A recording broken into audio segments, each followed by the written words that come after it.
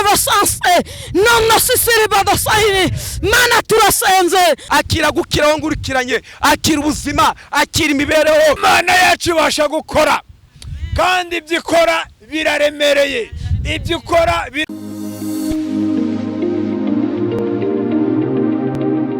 ndagushimiye izina ryawe niryubahwe uruwera wa Isiraheli ugira neza bugaca bucira uyu ni umusa wawe ugirire neza turi ku uyu musozi ubane nawe umuyobore ubane nawe umwegere mw'iminota mike ni mushiki wacu umugirire neza muyobozi neza n'imbabazi zawe migambi yawe myiza ku mwana wawe ngaho nutindane nawe ngaho nubane nawe mubere umuco mubere byose datamisa umurinde kugabanya murinde kongera muri iki gihe cy'iminota 10 mufashe muri byose ni izina rya Yesu amen amen kwikiriza cyane ngamina amen haleluya haleluya shimye Imana yabanzaniye ntago nari nzi yuko uyu munsi ndaba ndi hano ntago nari mbizi ko ndaba ndaha nabyutse nta gahunda yo kuza mu musozi mfite ndyuka nta gahunda yo kuza gusenga mfite ariko Imana yo yarizi ko uyu munsi ndaba ndaha twikiriza cyane ngamina kadusoma amagambo y'Imana ari mu rwa kabiri rw'abakorino yego igice cyaho ni cyambere turasoma umurongo wa 10 yego kuba dukurikiranye nanga se kuba turi kumwe nitwa Nyirandikubwimana Odira ndi umubyeyi w'abana babiri ushima Imana haleluya ndazi neza ko Imana ikitwa Imana uko nguko niko ndi nari ndi kugira ngo tuganire ijambo ry'Imana tuziranye Odira mvuka mu Rwanda ariko ntuye hano muri Gisoro Imana y'amahoro tugirire neza kavukire yanjye ni muri Gakenke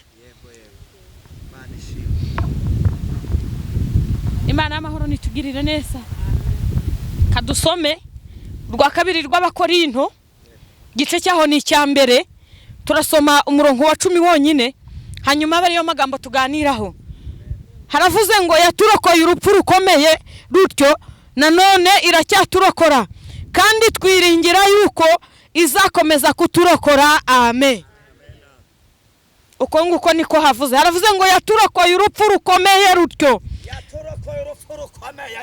nanone iracyaturokora kandi twiringira yuko izakomeza kuturokora amen iyi Mana yaturokoye urupfu rukomeye hari igihe byari bikomeye Imana irakurokora ndetse urwaye urembye uzi neza ko birangiye Imana irakurokora tuzi neza ko ibihe byacu byarangiye Imana iritambika tuzi ko urugamba rwarangiye haleluya ibihe bidukomeranye Imana iraturokora ababisha badusatiriye Imana iraturokora bazi ko turagwa kwiseta Imana iraturokora bazi yuko tuzapfa tudashatse Imana iduha abagabo bazi ko tutazabyara Imana iduha guheka haleluya bazi ko tutazambara Imana iratwambika bazi ko tuzapfa ntacyo twimariye Imana iduha agaciro Imana yaraturokoye Imana yaraturokoye muririmbye aravuga ngo cya gihe wari upfuye watabawe n'Imana cya gihe nari mpfuye narengewe n'Imana Imana yaraturokoye Imana yaturokoye urupfu rwari rukomeye banyiciye muri uyu musozi Imana yarandengeye haleluya hari ku itariki 3 z'ukwezi kwa gatatu 2025 nanjye nari mpfuye nari nje gusenga bantangirira mu nzira bari kunyaka telefone. Imana irangije irandengera. Byari ibihe byari bikomeye. Imana irangije irandokora. Indokora urupfu rwari rukomeye. N'urutyo nanone iracyakomeza kuturokora. Ntabwo bari bazi ko ndageza 2026. Imana irangije iritambika. Igirwana urugamba kigabo. Igahagarara ikitambika. Haleluya. Nawe udukurikiranye komera. Nawe ufite ikibazo komera. Imana ibasha guhindura ibihe. Nasomye ijambo rirambwira ngo ibasha kwimura imisozi itabimenye. Twikiriza cyane ngamena. Yarangiza ikayubika n'uburakari bwayo. Turashimira Imana yaturokoye urupfu rwari rukomeye. Turashimira Imana yagiye turenza impfu zikagenda zikongera zikagenda. Imana ikongera ikatwubaka. Imana ikongera ikadukomeza. Ibihe byari bidukomeranye. Imana irangije iratwimana. Imana idukomereza amaboko. Imana y'amahoro nidushigikire. Imana ishimwe ko hari urupfu yakurokoye. Imana ishimwe bazi ko urafungwa. Irangije irakurengera. Bazi ko barateza ibyawe. Imana irahagarara. Imana yaraturokoye. Imana ihabwa icyubahiro. Tugiye gusenga Imana. Abo yarokoye tugiye gusenga Imana. Abo Imana yarokoye tugiye kwiringira iyera yuko igikomeje kuturokora. Tugiye kuyibwira ngo nubwo bimeze gutya, ongera ugaruke ku buzima bwa buri wese. Ongera ugaruke ku buzima bwacu. Wongera ugira ibyo turokora. Mwakire neza ijambo ry'Imana. Mana turagushimiye. Uri nyamaboko nuhimbaswe. Elena totaya. Dobini levosaini. Taya bone vosanse. Nono sisiri badasaini. Mana turasenze. Ngudukomereze amaboko. Iri ni ijambo ry'urufunguzo. Nuzubane natwe. Nuzutwiteho. Twari turi kuvuga ngo nimba hari abadukurikiranye. Twari turi kukubwira Uwiteka. Wongera ugira burokora urupfu rukomeye. Hari abamaze kwiheba. Hari abamaze kubona ko byarangiye. Hari abamaze kubona ubuzima bwabo bwashize. Wongera ubagarukeho kubera ko Uwiteka. Ngera ugaruke mu bihe byacu. Ngera ugaruke ku bugingo bwacu. Ngera ugaruke mu miryango yacu. Ngera ugaruke ku bana bacu. Izina rye rihimbazwe. Urakoze turagushimiye. Kuri Imana umvishe gusenga no kwinginga kwacu. Ko dusenze twize mu izina rya Yesu. Amen. Inyamaboko Imana. Inyamaboko Imana. Hone inyamaboko Imana. Hone inyamaboko Imana. Hone inyamaboko Imana. Hone inyamaboko Imana. Hone inyamaboko Imana. Hone inyamaboko Imana. Hone inyamaboko Imana. Hone inyamaboko Imana. Hone inyamaboko Imana. Hone inyamaboko Imana. Hone inyamaboko Imana. Hone inyamaboko Imana. Hone inyamaboko Imana. Haleluya. Mana yacu ni inyamaboko. Yesu ashimwe cyane. Ni inyamaboko. Kwa Odile yagaragaje amaboko yayo. Musambo yazanye Yesu. Abari wa Kizomba. Abari wa Gihitana. Odile yiberaho. Tuvugane ngo amena. Nawe dukorekeye. Hari amaboko yawe yakoze ku buzima bwawe. Mana yacu nihabwe icyubahiro. Uvuze ibintu bitatu mu ijambo ry'Imana. Yaraturokoye. Haleluya. Kandi izakomeza iturokore. Kandi n'aka kanya yaturokoye. Mana muhimbare icyubahiro. Yone inyamaboko Imana. Hone inyamaboko Imana. Hone inyamaboko Imana. Hone inyamaboko Imana. Hone inyamaboko Imana. Hone inyamaboko Imana. Tuvugane ngo amena. Amaboko yayo ni maremare. Maboko yayo ni magari. Imana yahagarana muri Afrika igakora i Burayi. Yagera i Burayi igakora muri Amerika. Mana yacu ishimwe cyane. Buri wese afite ahantu yagiye abonera imbaraga z'Imana. Yagiye abonera gukomera kw'Imana. Yagiye abonera amaboko y'Imana. Nanjye mbitaho nabonera amaboko yayo. Uduteze amatwi ubona amaboko y'Imana. agere ku icyo kibazo, agere kubwo burwayi. Imana yacu ishimwe cyane, agere kubwo bukene n'ubushomeri. Imana ishyireho iherezo, Imana ishyire amaboko yayo. Imana yacu ishimwe cyane. Turacyakomeje n'umwanya w'ijambo ry'Imana kwa Irakiza. Rakiza, karibu, turakwakiriye. Karibu rwose uzuhanure uko wategetswe, kandi turagusengera mu izina rya Yesu. Amen. Amen. Haleluya, haleluya. Yesu niyamamare, niyamamare, niyamamare. Yesu wacu niyamamare, niyamamare. Haleluya, niyamamare, niyamamare. Aiwego niyamamare, niyamamare. Yesu wacu niyamamare, niyamamare. Haleluya, niyamamare, niyamamare. Haleluya, haleluya. Ku bantu bangurikiye, nanjye nitwa Imanirakiza Jean Dodier. Imana ihabwa icyubahiro, na kumrimwe mwari mutanzi nuko nitwa Imanirakiza Jean Dodier. Imana iduhana umugisha. Haleluya. Rero mushiki wacu atubwiye ijambo, numva ndafashijwe, kandi Imana imuhereza umugisha. Aratubwiye ngo yaturokoye urupfu rukomeye, n'ubundi Imana iracyakomeje kuturokora. Imana ishimwe. Nanjye rero muri iri jambo nzanye uyu mwanya, ni ijambo rivuga ngo Imana igiye kongera kuzura ibyawe byari byarapfuye. Ababyumvise muvuye ngo amen. Nzanye ijambo rivuga ngo Imana igiye kuzura ibyawe byari byarapfuye. Umaze iminsi hari ibyo ureba ukabona bisa n'ibyapfuye.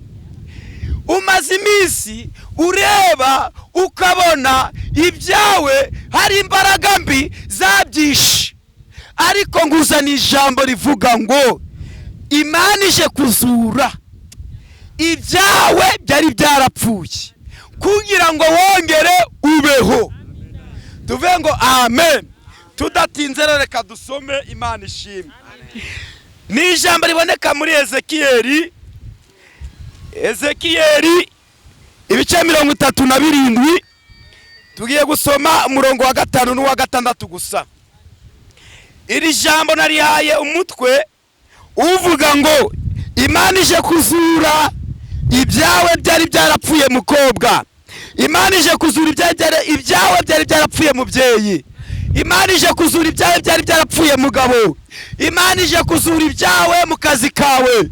Imana ije kuzura ibyawe abana bari barwaye ngo bakire. Imana ije kuzura ibyawe ngo wongere ucuruze wunguke. Imana ije kuzura ibyawe ngo ubone agaciro mu muryango wawe. Imana ije kuzura ibyawe aho wabonaga ari amarira yaveho nawe useke mu izina rya Yesu. Ongera ubwire mugenzi ngo Imana izuye ibyawe. Reka dusome Ezekiyeli ibice 37 umurongo wa 5 n'uwa 6. Umutwe w'amagambo uratubwira ngo iyerekwa ry'amagufa yumye. 5 aratubwiye ngo uku niko umwami witeka abwira aya magufa ngo dore ngiye kubashyiramo umwuka ngo mubeho, ngiye kubateraho imitsi, mbarwizeho inyama, kandi mbagwize uruhu, mbashyiremo umwuka, mubone kubaho, mumenye yuko ndi Uwiteka Imana ishimye. Haleluya.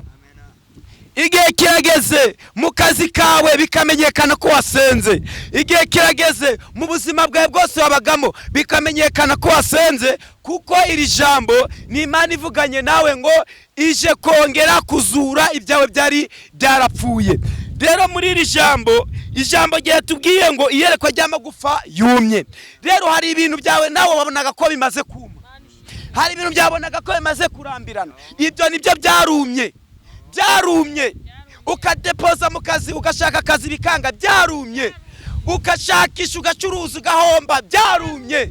Ugashakisha mukobwa ugateretwa ubukwe ndi bube bikanga, byarumye. Etaya mando asire. Ibyo byumye nibyo Imana igiye gukora. Ijambo ryatubwiye ngo ibyawe byapfuye Imana igiye kubizura mu izina rya Yesu. Imana ibizure mukobwa ukora ubukwe. Imana ibizure musore ubone nawe uburyo ubaka urugo, ubone n'akazi. Imana ibizure wa mugabo mu kazi kawe. Imana ibizure muri bizinesi zawe, Imana ibizure wongere ubone ubuzima mu izina rya Yesu. Ijambo rirakubwiye ngo ibyawe byapfuye muri iri jambo Imana irabizuye mu izina rya Yesu. Enitaya mando asirekere tokera sika. Ndabona hari abandi bantu bangurikiranye namwe Imana ibyanyirabizuye.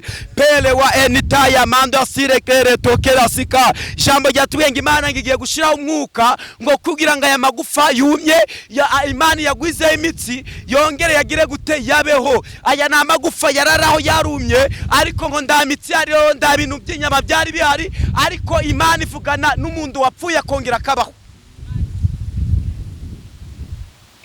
Uyu ni umuntu umuhanuzi w'Imana wahanuriye amagufa yari yarapfuye, ibyabo byari byaribagiranye, ariko aravuga ngo Imana iramukoresha. Irongera ngo yemwe mwa magufa yumye mwe, Imana ibateye inyama n'imitsi kugira ngo mwongere mubeho. Witegerezaga mu kazi kawe ukabona ibintu byarapfuye, witegerezaga mu buzima bw'abana bawe ukabona bafite ibimenyetso by'indwara zikomeye, Imana iravuze ngo naho igiye kuzura. Imana izura abana bawe bige batsinde, Imana izizure yongere gahagurutse nawe etaya mando asirekere, Imana yubaka ubuzima bwawe. Aya magufa yari yarumye, Imana yongera yateraho imitsi, yarongera yabaho, yongera yitwa abantu. Nawe harahugiye kongera kubona agaciro kubwira ijambo. Nawe Imana ikubakira uwo kubwira ijambo. Nawe Imana ikuremeye akazi mubwira ijambo. Nawe Imana ikurindiye aho buri hose muri iri jambo. Jambo ryavuze ngo yemwe mwa magufa yumye mwe, ati Imana bateye imitsi kugira ngo mwongere mubeho. Aho wabanaga ubuzima bwanze, Imana yavuze ngo wongere ubeho. Aho wari warabuze icyerekezo, Imana yavuze ngo wongere ubeho. Wongere ubwira mugenzi wawe, Imana yavuze ngo wongere ubeho. Imana irabivuze. Twaje kuri musozi wongere ubeho. Nawe ungurikiranye kuri kamera, Imana yavuze ngo wongere ubeho. Imana nawe izuye ibyawe byari byarapfuye. Imana yongeye kukuvuganira aho utuye. Imana yongeye kukuvuganira ngo urugo Imana igubake. Imana yongeye kugarura ibyawe byari byarapfuye. Birashoboka ko urukurizwa n'urushako rwawe. Imana iravuze ngo wongere ubeho, Imana ikubakiye urugo. Imana iravuze ngo etaya mando asirekere yongeye kuguha ubuzima. Etaya mando asirekere tokera sika. Ni Imana ivugana natwe muri iri jambo ngo ongera ubeho. Pele wa enitaya mando asirekere tokera sika. Ndabona hari abantu Imana yongeye guhereza ubuzima bitandukanye nuko bari babizi. Pele wa etaya, Imana yubatse ubuzima bwanyu. Enitaya mando asirekere tokera sika. Iravuze ngo kubyifuzo byawe wari ufite, Imana yavuze ngo ongera ubeho, nawe hari ikimana bikozeho. Pele wa Imana igihinduriye amateka. Enitaya mando, Imana irongera kuvuganiye. Ndabona hari abandi Imana iburaniye imanza. Ndabona hari abandi Imana yishuriye amadeni. Enitaya mando ngibyanyu Imana irabikoze. Pele wa etaya, turi kuri uyu musozi, Imana iravuze ngo nawe udukurikiranye uzadukurikirana kuri kamera. Nawe Imana iravuze ngo wongere ubeho, nawe turi kuri uyu musozi. Imana iravuze ngo ibyawe hari ikibikozeho. Aho wabonaga inzira zanze, hari ukundi Imana ibigenje neza. Aho wabonaga ubuzima bwanze, Imana iravuze nawe wongere ubeho muri iri jambo. Tuvuge ngo amena. Tuvuge ngo amena. Tuvuge ngo amena. Imana iravuze ngo itabaye abantu muri kunyumva mwese. Imana iravuze ngo ibyanyira bikoze. Imana iravuze ngo ubaki ubundi buzima. Aho wari warabuze etaya mando asirekere tokera sika, inzira z'ubutabazi, Imana irangiye ngo iciye akayira k'ubutabazi ku buzima bwanyu. Pele wa etaya mando asirekere tokera sika. Ndabona hari abandi bandi Imana ikijije ingwara bari kunyumva. Ndabona wowe ungurikiranye, Imana iravuze ngo ikijije ubugwayi bwawe. Turi kuri uyu musozi etaya mando asirekere, kuri uyu musozi wo kumusaraba niho turi. Imana iravuze ngo mwebwe mwari murushye, ati mu musanga arabaruhuye mu izina rya Yesu. Imana niko ivuganye n'abantu bangurikiranye. Imana yongeye kumva ibyifuzo byanyu. Imana yongeye kugira ikibikoraho. Umaze iminsi ureba ugashaka inzira z'ujya uzatabaguka ukabibura, ariko ijambo ratubwiye ngo ongera ubeho. Ongera ubeho. Aho wanaga kugiye gusandagura sarongera ubeho. Aho wanaga kubuzima bwanze niho bugiye kukunda. Aho wabonaga kidambara n'ibibazo bihari, ni Imana igiye kugutabara. Imana iravuze ngo ngera ubeho. ngo yemwe mwamagufa yumye mwe ngo mwongere mubeho. Ibyo wabonaga byanze, ibyo wabonaga nawe ndabuzima, Imana iravuze ngo yongeye kukubwira ngo baho, ndiwongere kugira ubwoba. Baho wongurikiranye. Imana ibyo irabikoze, igwanya urugamba rwawe. Imana ikuvuganiye ahuri, izo manzi Imana iraziburanye, ayo madeni Imana irishuye. Ubwo buzima bonaga ari ukundo budafite icyerekezo, Imana yavuze ngo ibaha icyerekezo. Mu kazi ka Imana irakugwaniriye, ikurindiye muri aka kazi. Izo ngwara zose wabonaga Imana yazigukishije. Akira gukira wongurikiranye, akira ubuzima, akira imibereho. Imana eta ya mando ya sirekere tokera sika irababwiye ngo mwese mwari mungurikiranye, ngo Imana yavuze ngo muri iri jambo ibaremeye ubuzima kandi ngo mwakire umugisha kuko Imana ibarinze. Amena, amena, amen. Murakoze cyane, Imana ikomeze ibane natwe. Amen. Urakoze cyane mukozi Imana, Imana iguha umugisha. Mana ndagushimiye kubw'umugaragu wawe, bana nawe murinde, komeze kumugirira neza n'imbabazi zawe komeze kumwomaho, kandi bene data bamaze kutwumva mu ijambo rya nawe komeze ubagirire neza kuko uri Uwiteka. Ngadufashe byose dushoboze muri byose kuko uri Imana nyembaraga. Nodufashe kubw'urukundo n'imbabazi zawe, niko dushima Imana mu izina rya Yesu. Amen, amen. Haraje bigenze neza, haraje bigenze neza, yamunze neza, yewe haraje bigenze neza, yewe haraje bigenze neza, haraje bigenze neza, ahindura ibyanze guhinduka, ahindura ibyanze guhinduka, ahindura ibyanze guhinduka, ahindura ibyanze guhinduka. Haleluya, haleluya. Mwere data urakoze, Imana iguha umugisha cyane kandi kindane nawe kubw'amagambo meza cyane Imana umaze kutubwira, kandi aho ukoze Imana yongere ihuzuze, aho uvomye Imana yongere ihatsindagira amazi menshi yongere ihuzure, uragabanukiwe Imana yongere ujuzuze mwiyomberezo yawe. Amen, amen. Twakire mwene data nanone nawe akomeze n'ijambo ry'Imana muri ya minota yacu turi gukoreramo, ariko tugira abantu mu duteza amatwi hano umuyaga mwese nuko ari ku musozi, ariko niyo mpamvu kandi akayaga ni keza. Burya akayaga gafite igisobanuro gikomeye cyane, nshingiye kuri Eliya ngo haje akayaga gato cyane kaza kaje kumutwara Eliya yigera mu ijuru. Tuvugane ngo amen. Karibu mwene data Pastor Modeste, karibu rwose. Mashi tuyahereza Imana, mashi ku Mana, mashi ku Mana. Haleluya. Amen, amen. Reka twongere Imana mashi mu izina rya Yesu. Haleluya, haleluya. Imana ibaho umugisha, kandi dushimye Imana iduhurije kuri uyu musozi, musozi w'amasengesho igihugu cya Uganda, musozi witwa bahita ku musaraba. Imana ibaho umugisha. Tugiye rero gukora umurimo nk'uko ibyanditswe byera bitubwira. Muri Matayo 16:15 haranditse ngo arababwira ati mujye mu bihugu byose mwigisha abaremwe bose ubutumwa bwiza. Haleluya. Icyo ngiye gukora nicyo, kuko ni inshingano z'umukristo. Mujye mu mahanga yose, haleluya, no mu bihugu byose mwigisha abaremwe bose ubutumwa bwiza. Imana ibaho umugisha.